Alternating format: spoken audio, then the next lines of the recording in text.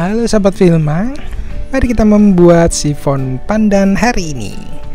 Pertama kita siapkan dulu telur utuh, campur dengan santan kental, tambahkan susu cair, tambahkan juga dengan Filma minyak goreng. Selanjutnya kita tambahkan dengan pandan pasta. Kita beri secukupnya, beda merek bisa beda ya takarannya. Setelah itu kita aduk dulu hingga dia tercampur rata. Segera tercampur rata aja. Kalau sudah, selanjutnya kita akan tambahkan dengan terigu protein rendah, tambahkan dengan maizena, baking powder, garam. Kita aduk kembali hingga dia tercampur rata. Jadi pencampuran ini sekedar tercampur rata aja, dan dia adonan sudah halus, sudah cukup. Oke, kita sisihkan dahulu. Sekarang kita akan siapkan putih telur. Kita akan kocok. Kita mixer dengan kecepatan sedang hingga putih telur kita mulai berbuih. Jadi mulai muncul buih-buihnya tipis ya. Sambil menunggu, kita siapkan dulu gula pasir. Kita tambahkan dengan cream of tartar, dan kita aduk dulu gula pasir dan cream of tartarnya. Kalau sudah, nah putih telur kita sudah berbuih. Kita mulai masukkan gula pasir kita, masukkan sedikit demi sedikit agar dia tercampur lebih merata. Jadi sambil mixernya terus jalan ya, dimasukkan sedikit-sedikit. Kalau sudah, lanjut kita akan mixer terus.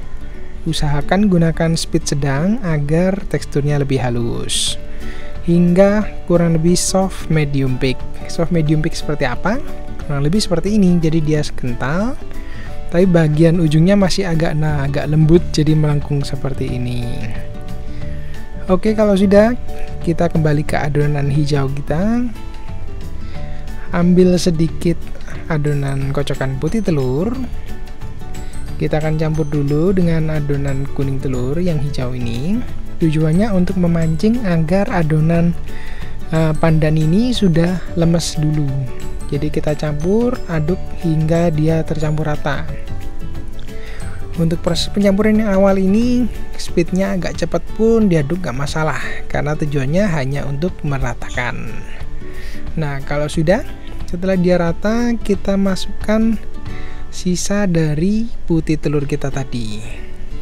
Tuangkan semua. Setelah ini kita aduknya perlahan. Jadi memutar seperti ini dari tengah ke samping, dan pastikan sisi-sisinya semua tertarik. Usahakan aduk juga dengan balon whisk agar hasil adonan kita tetap bisa fluffy, ringan, dan foamy. Jadi tekstur sifon cake-nya bisa lebih bagus nantinya. Kalau sudah tercampur rata, lanjut kita siapkan loyang sifon. Kali ini loyang sifon yang aku pakai diameter 24 cm. Untuk tingginya kurang lebih sekitar 12-13 cm ya. Jadi lumayan tinggi. Nah, setelah itu kita tuang hingga semua adonan masuk. Patokannya kurang lebih dia terisi 3/4 loyang. Setelah itu ratakan bagian atasnya. Ratakan seperti ini. Kalau sudah diratakan, lanjut kita ketuk-ketuk sedikit agar rata. Nah, kita alasi dulu dengan loyang, dan kita akan oven dengan suhu 170 derajat Celcius selama kurang lebih 60-70 menit hingga dia matang sempurna. Nah, tapi setelah 20 menit awal, kita akan ambil dulu sifon, keluarkan.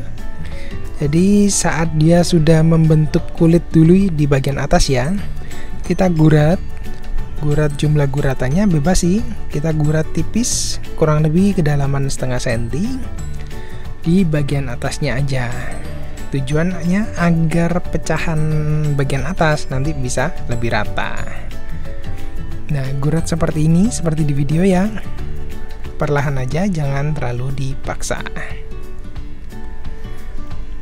Setelah semua tergurat bagian atasnya, kita akan kembali oven. Lanjutkan waktunya hingga dia matang dengan sempurna. Nah, ini terlihat aku time lapse dia mengembang. Memang di awal sifon akan mengembang tinggi, nanti setelah dia didinginkan dia masih akan menyusut sedikit. Jadi jangan khawatir, memang kurang lebih seperti itu. Nah, setelah keluar dari oven udah matang sempurna, segera balik loyang, ditata diletakkan dengan botol ya. Jadi dia tidak tergencet. Ini posisi balik, diamkan hingga benar-benar dingin. Itu bisa kurang lebih 1-2 jam. Nah, selama loyang tidak dioles, dia tidak akan jatuh. Oke, nah ini sudah dingin setelah 2 jam. Setelah ini kita akan keluarkan dari loyang. Kita pisau dulu bagian gurat sisi-sisinya agar dia terlepas dari loyang. Nah, perlahan aja, jangan dipaksa, dan pastikan pisau menempel sepenuhnya di dinding loyang, jadi agar tidak ada kulit yang rusak. Kalau sudah, bagian tengah juga jangan lupa digurat agar dia terlepas dari loyang. Jadi gunakan antara pisau yang tipis seperti aku, atau gunakan tusuk sate juga bisa. Kalau sudah, sekarang kita balik, kita keluarkan dari loyang, lepaskan pengait dan tarik sisinya. Nah, ini ciri khasnya loyang sifon, dia bisa dilepas.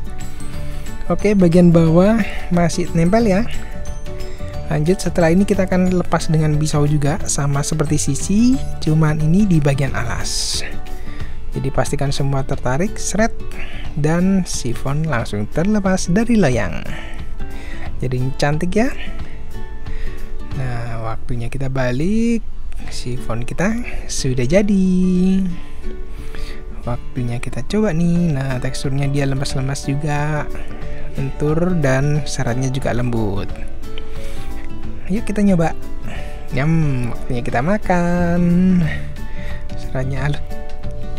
Waktu digigit dia lembut banget, jadi aku menggigitnya pun gak maksa ya. Nah, cukup mudah kan sahabat Wilma? Selamat mencoba.